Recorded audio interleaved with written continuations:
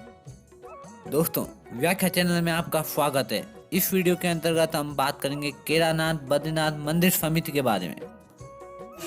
इस वीडियो में हम बात करेंगे उस एक्ट के बारे में जिसके अंतर्गत बद्रीनाथ केदारनाथ मंदिर समिति बनाई गई, एक्ट के मॉडिफिकेशन के बारे में, समिति के मेंबर्स के बारे में, पृष्ठ के बारे में और 1939 से पहले की और बाद की स्थिति का जायजा लेंगे और क्यों बद्रीनाथ केदारनाथ नॉर्थ इंडिया में होते हुए भी यहाँ पर साउथ के लोग पूजा करते हैं। दोस्तों, 1939 में यूपी गवर्नमेंट द्वारा एक एक्ट लाया गया, एक्ट नंबर 16 ऑफ 1939, और बाद में इसे श्री बद्रीनाथ केदारनाथ एक्ट के नाम से जाना गया। बाद में यूके बनने के बाद उत्तराखंड गवर्नमेंट ने इसी एक्ट के अंतर्गत एक कमेटी गठित की जिसका कार्य था दोनों मंदिरों की देखभाल करना।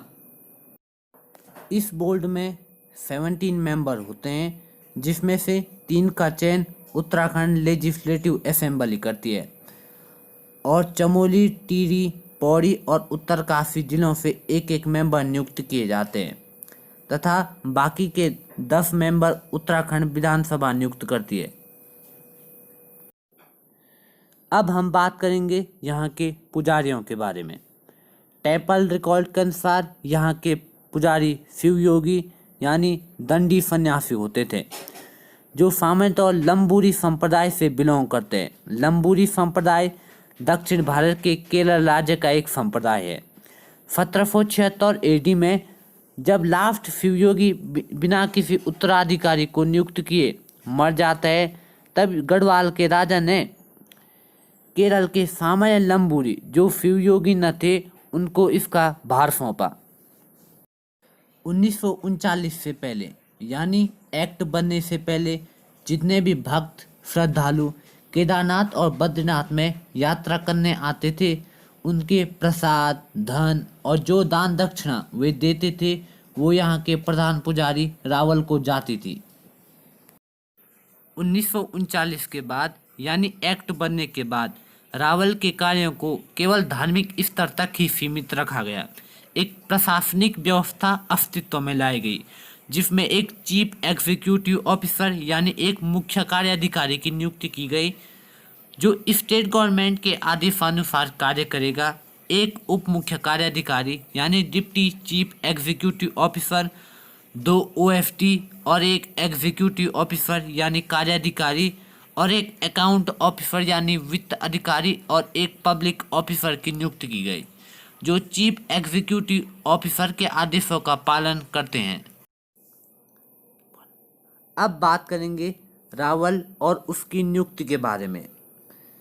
यद्यपि बद्रीनाथ नॉर्थ इंडिया यानी उत्तरी भारत में स्थित है, तथापि रावल एक लंबूरी ब्राह्मण होता है जो साउथ इंडिया के केरला स्टेट से नियुक्त किया जाता है और ऐसा माना जाता है कि ऐसी प्रथा आदि गुरु शंकराचार्य द्वारा शुरू की गई थी जो एक साउथ इंडियन फिलोसोफर थे। जो रावल होता है उसकी मांग अब उत्तराखंड सरकार केरला सरकार से करती है। अगर योग्यता की बात करें तो उम्मीदवार के पास पोस्ट ग्रेजुएशन यानी आचार्य संस्कृत विषय से होना चाहिए। वह बाल ब्रह्मचारी होना चाहिए। उसे वेदों एवं मंत्रों का पूर्ण ज्ञान होना चाहिए। उसे हिंदू जाति के वैष्णव संप्रदाय का होना चाहिए। गढ़वाल का शासक तब इसे अप्रूव करता था। हालांकि अब यहाँ पर लोकतांत्रिक सरकार है, तथापि अप्रूव गढ़वाल का शासक ही करता है। अंत में हम बात करेंगे एक तिलक सेरेमनी के विषय में। रावल के बारे में बात करें तो रावल एक प्रतिष्ठित व्यक्ति होता है जिसे भगवान शंकर के बराबर दर्जा प्राप्त होता है। इसे भगवान शिव का एक रूप माना जाता है। इसकी नियुक्ति के लिए एक अत्यंत भव्य कार्यक्रम यहाँ पर आयोजित किया जाता है। Garhwal rifle royal of Nepal इसे पवित्रता का दर्जा देते हैं। रावल अप्रैल से नवंबर के बीच में जब मंदिर के कपाट खुलते हैं यहाँ पर पूजा करते हैं।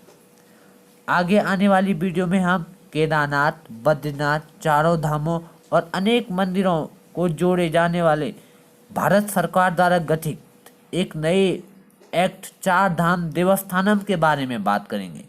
इन चारों धामों और मंदिरों के धार्मिक महत्व से जुड़ी सभी बातें प्रमाणित अथवा अप्रमाणित यानी किंवदंतियों के बारे में भी बात करेंगे। इसीलिए हमारे चैनल के साथ बने रहे। हमारे चैनल को लाइक, सब्सक्राइब और शेयर करें।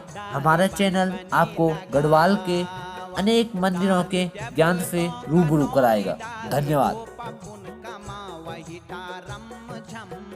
चला बे ठम ठम